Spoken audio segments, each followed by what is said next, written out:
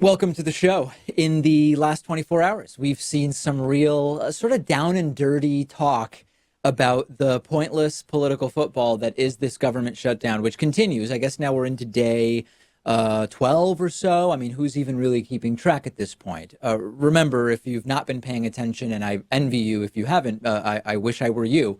Trump wants funding for this ineffective and outrageously expensive border wall with Mexico, so he shut down the government. He said in a meeting with Nancy Pelosi and Chuck Schumer in December that he would be proud to shut down the government if that's what it takes to get money for this ridiculous border wall that supposedly Mexico was going to pay for.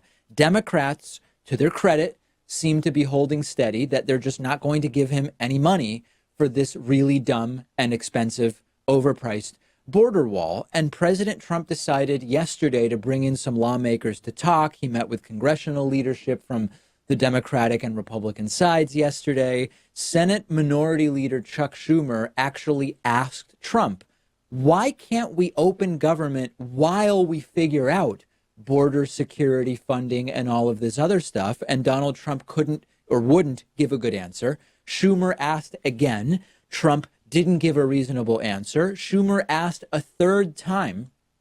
And eventually Donald Trump said, I would look foolish if he were to accept Chuck Schumer's office. And why is that? Because it's just optics. It is you losing out because they are playing politics. This is not about what's best for the American people. It's not about what's best for the country. It's just about portraying the border wall as a solution to something that is to which it is not actually a solution. It's about creating a crisis with Kirsten Nielsen and everybody who's apoplectic about the fact that this is an emergency, despite the reality that there are more net outflows to Mexico than inflows from Mexico. And it's about appearing strong. Trump can't, after saying Mexico will pay for the wall, and obviously them not paying for the wall, and then saying, well, then I'm going to build it myself, and not being able to get the money. Trump can't now, merely because of optical reasons, say, all right, let's reopen it while I keep just chatting with Chuck Schumer and Nancy Pelosi about what to do. He can't do it.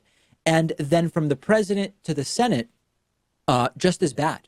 Senate Majority Leader Mitch McConnell said yesterday that the Senate is not even going to consider any bills that Democrats vote for in the House to reopen government, even if they are identical to bills that Republicans in the Senate previously at least appeared to be or stated that they're okay with. If $5 billion for a little piece of Trump's border wall isn't included. Quote from Mitch McConnell, the Senate will not waste its time considering a Democratic bill which cannot pass this chamber and which the president will not sign. Republicans are desperate to frame this shutdown, this entire fiasco, as the fault of Democrats, as ridiculous as it is. But unfortunately, even though in a December poll, a plurality of Americans said it's mostly Trump's fault, when Democrats take over the House, which is happening in minutes, it may have already happened depending on when you're listening or watching to today's episode.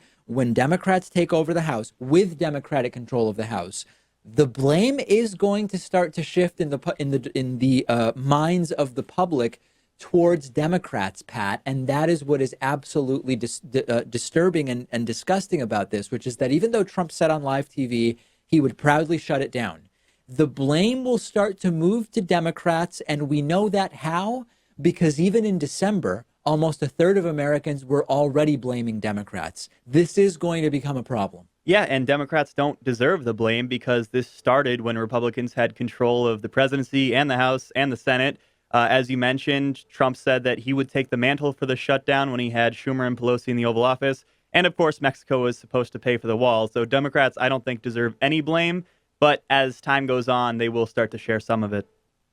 And there's sort of a structural issue at play with shutdowns in general as well. And I talked about this on the YouTube live stream I did last night, which is that one side doesn't want government doing stuff, right? Like there's a political movement, there's a political contingent in the US that wants government doing as little as possible. So if government is shut down, even though most of government is still open and it's really just this political thing, they don't even necessarily see it as bad. And we have this new Congress sworn in today. Everybody continues getting their salaries. So, what exactly is shut down? Well, other stuff, but that's positive for many on the right who say, I want government doing as little as possible.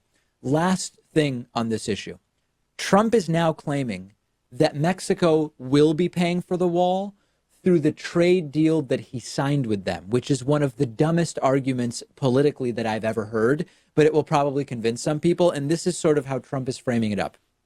Let's say the wall costs $25 billion in total to build.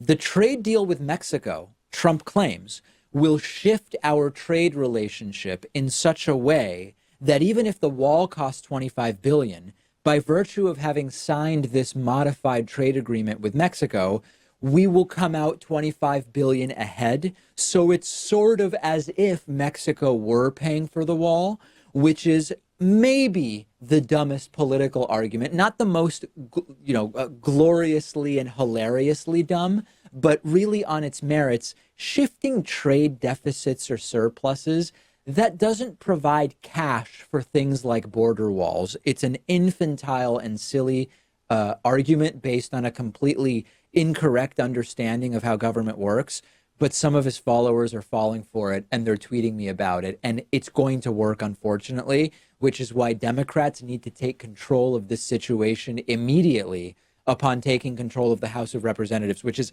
now as we're filming and maybe a few hours ago by the time you watch this.